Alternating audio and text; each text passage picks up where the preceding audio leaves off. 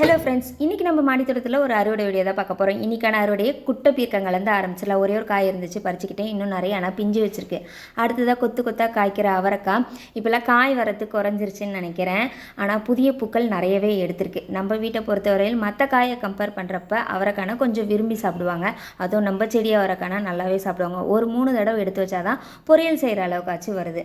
அடுத்ததாக இந்த செரி டொமேட்டோ ஒரு உள்ளங்காய்க்கு மேலேயே கிடச்சிருந்தது. இந்த செரி டொமேட்டோவில் வந்து புளிப்புத்தன்மை இருக்குது, ஆனால் காரத்தை மட்டுப்படுத்துகிற அளவுக்கு இல்லை.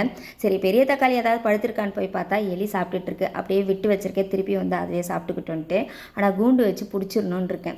அடுத்ததாக ஒரு 3 ரெட் கலர் செம்பருத்தி பூத்திருந்தது. அப்புறம் டபுள் கலர் ரோஸில் ஒரே ஒரு ரோஸும், ரெட் ரோஸும் ரொம்ப நாள் கழித்து ஒன்று பூத்திருக்கு. ஆனால் குட்டி சைஸாக இருக்குது. உரம் ஏதாவது கலந்து வைக்கணும்னு தான் இருக்கேன். அப்படியே மூக்குத்தி அவரை கொஞ்சோண்டு இருந்துச்சு, அதை பறிச்சுட்டு வந்துட்டேன். இதுதான் இன்றைக்கான அறுவடை. இந்த வீடியோ உங்களுக்கு பிடிச்சிருந்தா லைக் பண்ணி ஷேர் பண்ணி சப்போர்ட் பண்ணுங்கள். தேங்க்யூ. Happy gardening.